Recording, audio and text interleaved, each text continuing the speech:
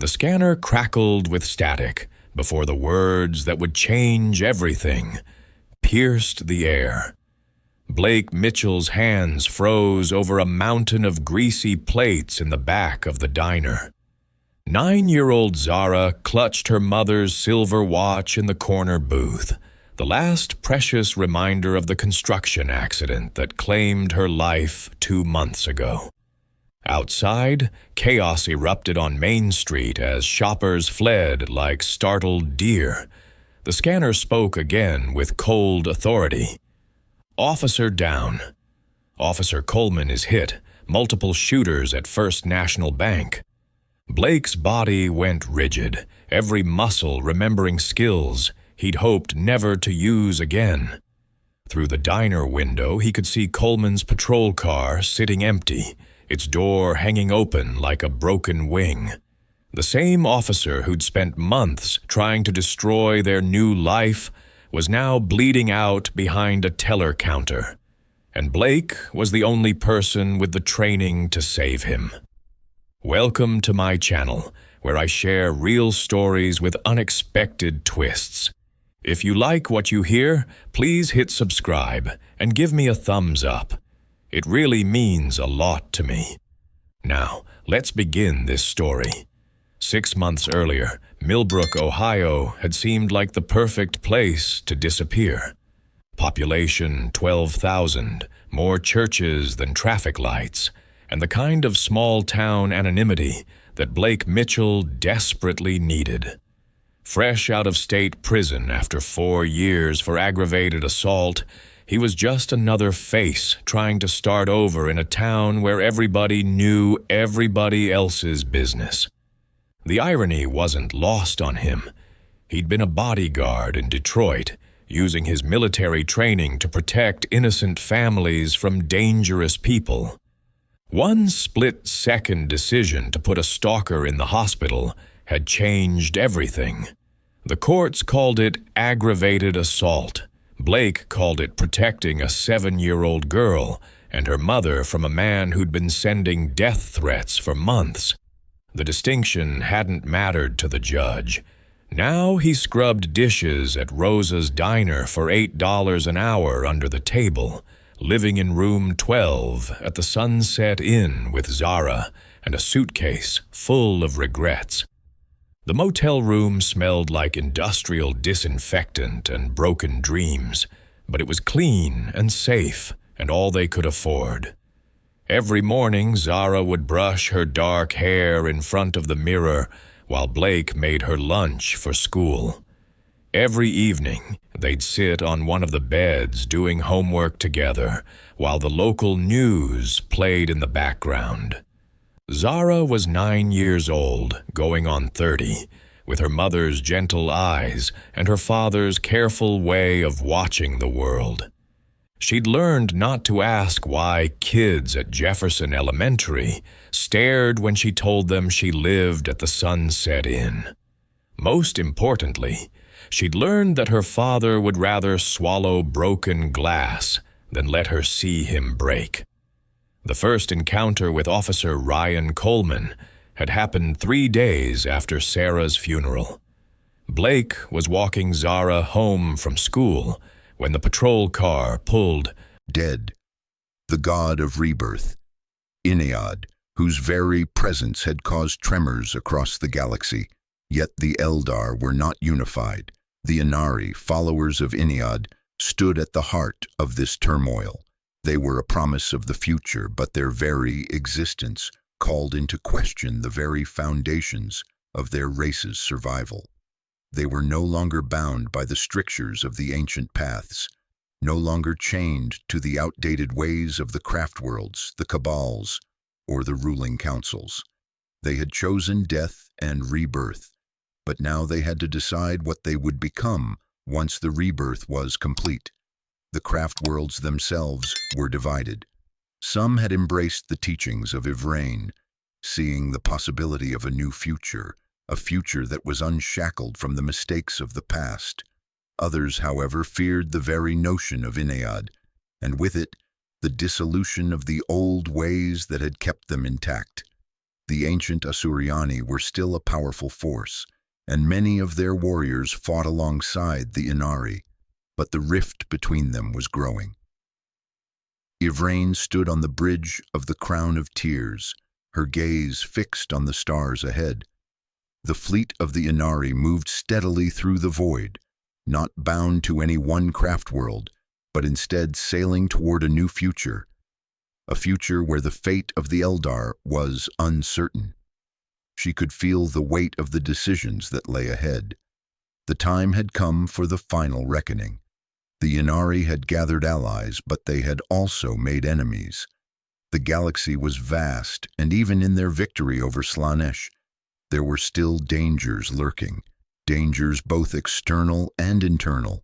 The Drukhari, those who had once been the heartless and cruel pirates of the Dark City, now looked upon the Inari with a mixture of fear and disdain. Their ancient hatred of the Asuryani was not easily erased. The Harlequins, too, though they had aided in the victory, remained cautious. They did not believe in permanent solutions, only in the endless dance of fate. They were keepers of secrets, but even their secrets could not save them from the inevitable choices that lay ahead. And then there was chaos, the armies of the Emperor's children, the forces of the dark gods, the vast and terrible storm that threatened to engulf all in its wake. Though Slaanesh had fallen, the Chaos Gods were not finished.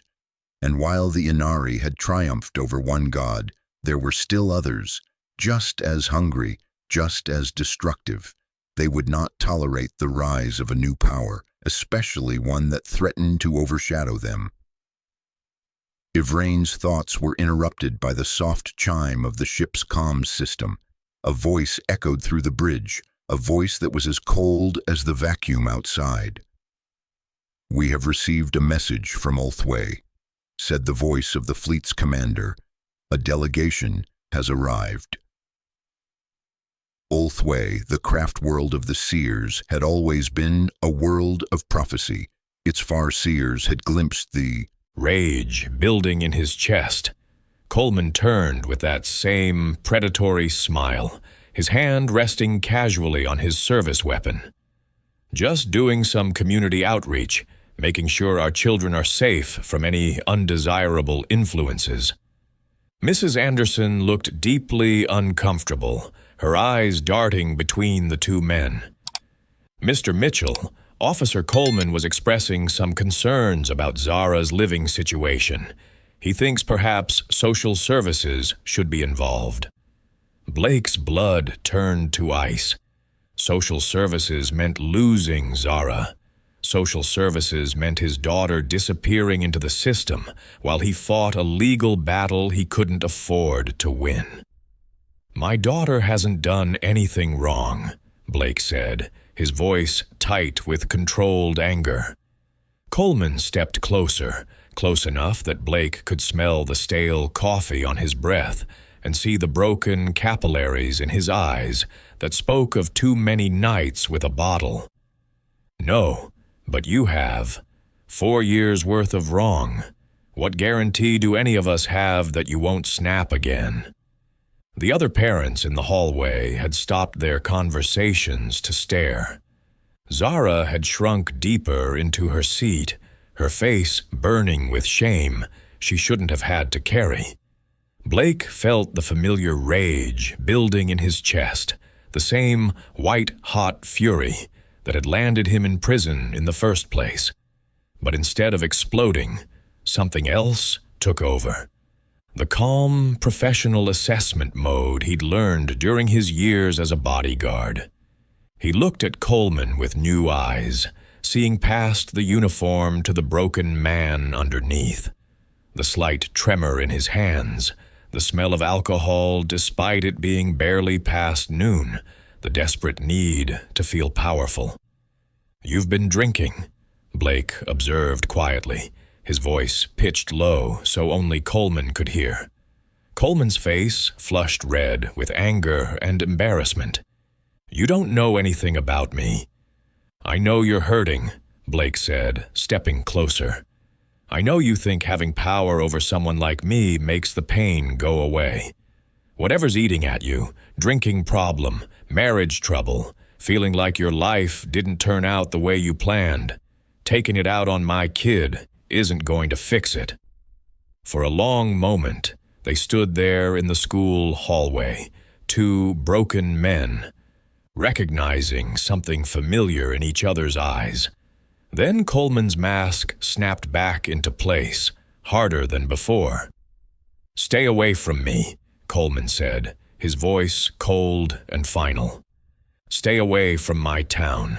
Stay away from places where decent people bring their children, or I'll find a reason to send you back where you belong."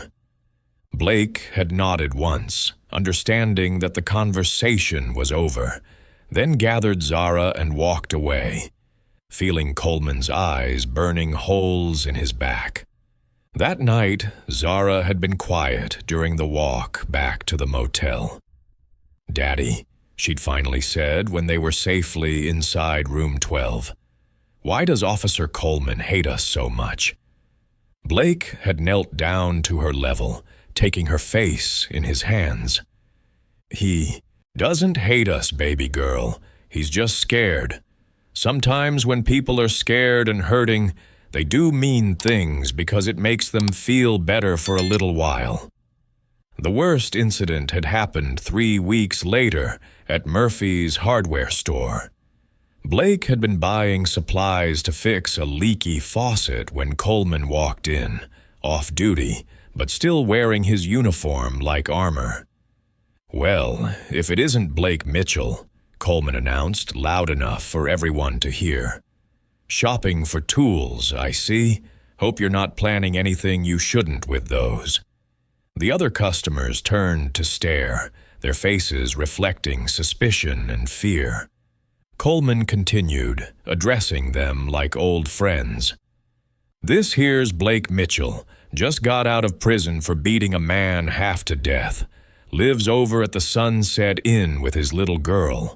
Might want to keep that in mind when you're deciding who to trust around your own children."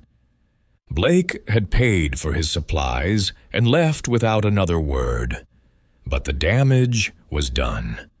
For the next week, parents pulled their children closer when they saw him on the street. Store clerks followed him around like they expected him to steal something. Zara came home crying because kids were saying her daddy was a bad man. That night, Blake sat on the edge of his bed for hours, staring at Sarah's jewelry box and wondering if Zara would be better off without him. The truth has a way of demanding our attention when we least expect it. Now, 2 hours after that confrontation at the school, the scanner in Rosa's diner exploded with reports that made Blake's blood run cold. Multiple shooters, automatic weapons, officer requesting immediate backup with an unknown response time. Through the window, he could see Coleman's patrol car sitting empty outside First National Bank, the driver's door hanging open. Pete appeared beside him with his old 12-gauge shotgun, his weathered face grim. "Lock the doors, son. Board up the windows if you have to. This ain't our fight."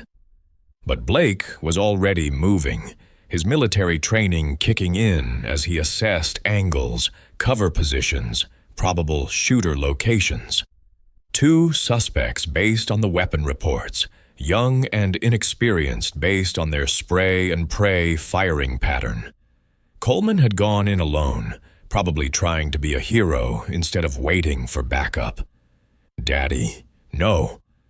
Zara's voice cut through his tactical assessment like a knife. She was standing beside their booth now, her mother's watch clutched in her small fist, tears streaming down her face. "Don't go out there. Please don't leave me."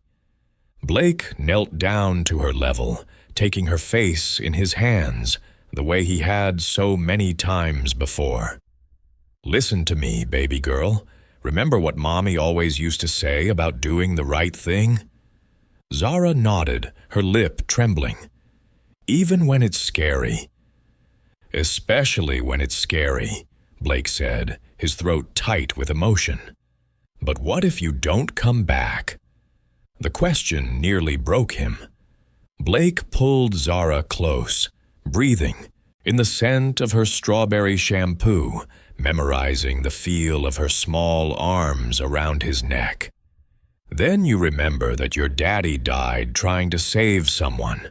That's the man I want to be, the man your mommy fell in love with.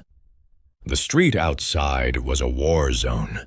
Broken glass littered the sidewalk like deadly confetti, sparkling in the afternoon sun.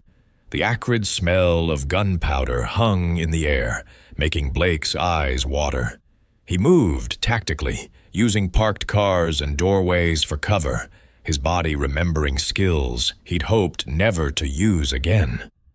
Through the shattered front windows of First National, Blake could see two young men in hoodies, both armed with assault rifles.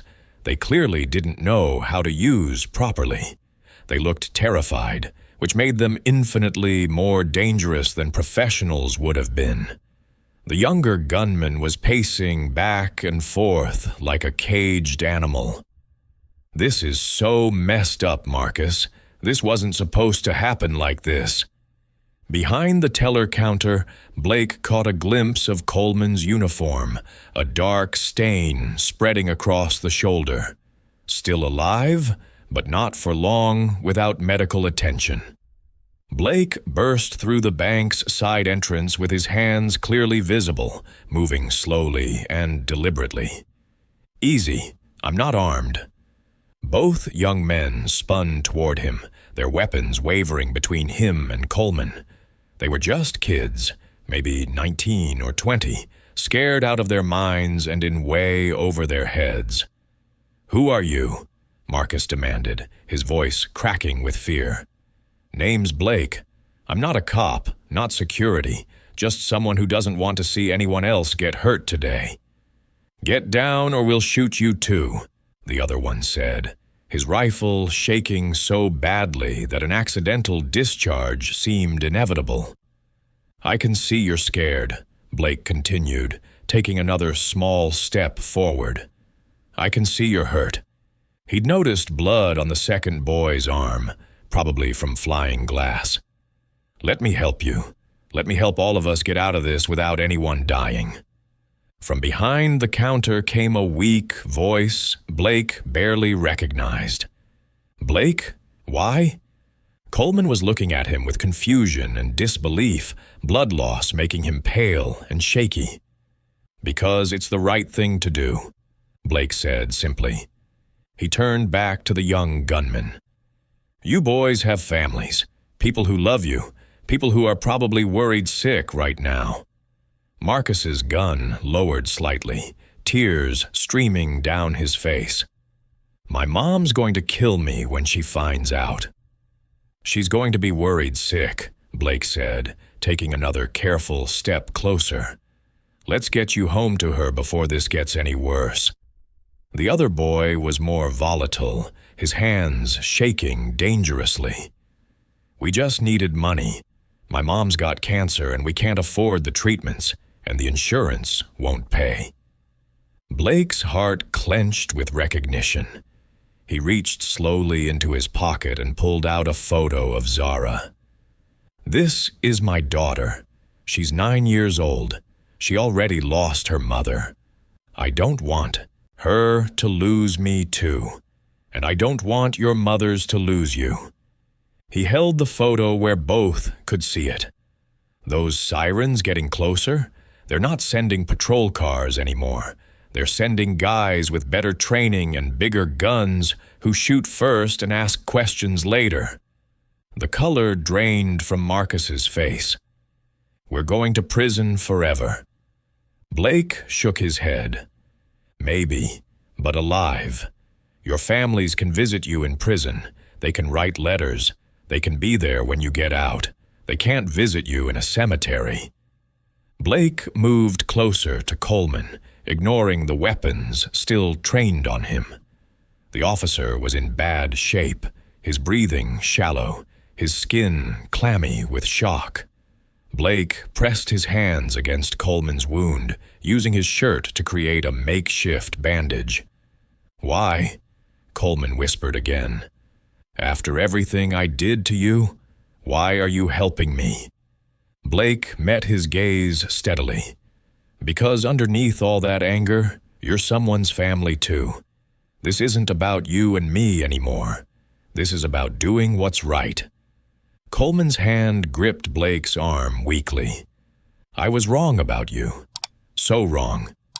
Behind them, Marcus was crying, his weapon forgotten on the floor. "I can't do this anymore." The other boy, hearing his friend surrender, finally let his rifle fall.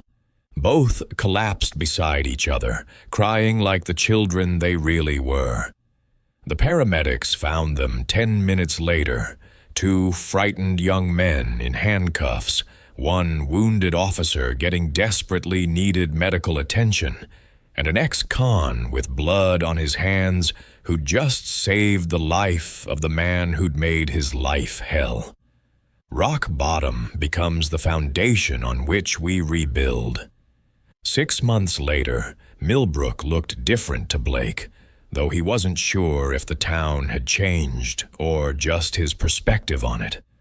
The story of the ex-con who saved the cop had made national news for about a week before being forgotten. But in a small town, memories lasted longer than news cycles. People who had once crossed the street to avoid him now nodded when they passed. Store clerks who had followed him around now asked about Zara's grades. Pete had retired and sold him the diner on a payment plan that was suspiciously generous, claiming his arthritis was getting too bad to flip burgers. Zara was thriving in the accelerated program at school, making friends and bringing home report cards that would have made Sarah proud. They'd moved into a small apartment above the restaurant, and for the first time since Sarah's death, Blake felt like they were building something permanent. Coleman had recovered fully and made changes of his own. He'd quit drinking, started counseling with his wife, Janet, and approached his job with a focus on community service rather than intimidation. The transformation hadn't been immediate, but it was real. This particular Saturday morning found Blake under the hood of Coleman's pickup truck, Zara handing him tools with practiced efficiency. She'd developed an interest in how things worked, asking endless questions that reminded Blake of Sarah's curious mind. When the bell above the door chimed, Blake looked up to see Coleman walking in, out of uniform and looking oddly nervous. He'd put on healthy weight since quitting drinking, and his face had lost the gray pallor that had marked his drinking days. "Morning, Blake." "Morning, Ryan." The use of first names was still new, but it felt right. "Actually, I wanted to talk about something personal," Coleman said quietly. "Janet and I have been talking about adoption. We've been trying for years to have kids, but it's not in the cards. We're looking into adopting an older child, someone who's been in the system, someone who needs a family as much as we need them." He paused, fidgeting with his baseball cap. "The adoption agency wants references, people who can speak to our character, and I was wondering if you might be willing to give us one.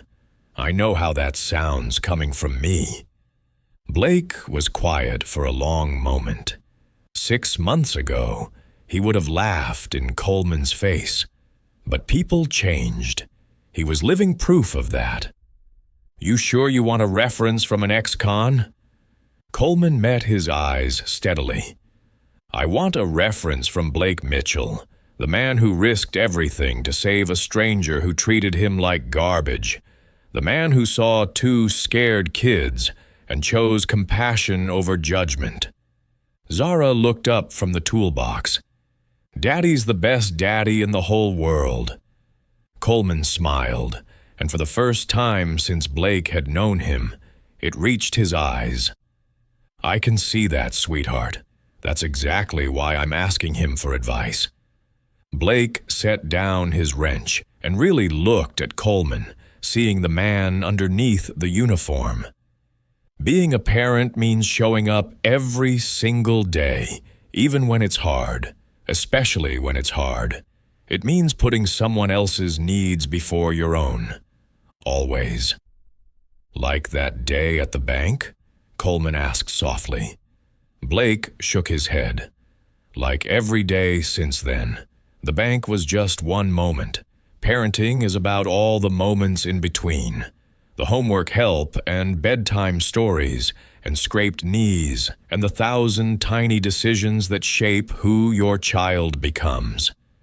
Coleman nodded slowly. Marcus and Kevin are doing well, by the way. Community college, part-time jobs. Kevin's working at the hospital where his mom's getting treatment. Turns out there are programs to help families in situations like theirs. Blake smiled, feeling warmth spread through his chest. Most people just need someone to believe in them. Someone like you showed them, Coleman said quietly. Someone like you showed me. After Coleman left, promising to stop by with Janet soon, Blake and Emma worked in comfortable silence. The afternoon sun slanted through the windows, casting long shadows across the concrete floor. "Daddy," Zara said eventually, "do you miss being angry all the time?" The question caught him completely off guard. When had she become so wise? "I was never angry all the time, baby girl," Blake said carefully. "I was just hurt and scared. Sometimes when people are hurt and scared, they forget how to be anything else, like Officer Coleman was." "Yeah," Zara said with 9-year-old insight. "Sometimes the meanest people are just the most afraid." Blake laughed, pulling her into a hug that smelled like motor oil and strawberry shampoo. "We fixed each other. That's how it works sometimes. People help each other heal." As evening fell over Millbrook, Blake stood in the doorway of his diner, watching the last customers head home to their families. Zara was at the counter doing homework, Sarah's watch on a chain around her neck, no longer a symbol of loss, but a reminder that love doesn't die. It just changes form. The man who had been his tormentor was becoming something like a friend. The town that had seemed hostile now felt like home. The future that had once seemed impossible was unfolding one ordinary day at a time. Blake thought about the letter he'd received that morning from Kevin, finishing his second semester while working at the hospital. "I think about what you said that day, about choosing what we do, about what happens to us. I'm trying to choose better now." Real heroism isn't some grand gesture. It's choosing compassion when you have every reason to choose anger. It's showing up for people who haven't earned it. It's believing everyone deserves a second chance, even when you're still trying to believe you deserve one yourself. "What are you thinking about, Daddy?" Zara asked, coming to stand beside him. Blake wrapped his arm around her shoulders. "I'm thinking about your mom, how she'd be proud of the woman you're growing up to be, about how lucky I am that she trusted me to take care of you." "She's still taking care of both of us," Zara said, touching the watch at her throat. "Just differently now, like how you're taking care of Officer Coleman by being his friend, and how we're all taking care of each other by choosing to be good." Blake smiled, marveling at his daughter's wisdom. Outside, Millbrook settled into the comfortable rhythm of a small-town evening, and in the doorway of a small diner on Main Street, a father and daughter stood together, no longer defined by their past, but building something new from the broken pieces. They were making a life worth living, one day at a time, one choice at a time, one act of courage disguised as ordinary kindness at a time. If this story moved you, please hit that like button and subscribe for more real stories about second chances and the power of choosing compassion over revenge. What would you do if faced with Blake's choice? Let me know in the comments below.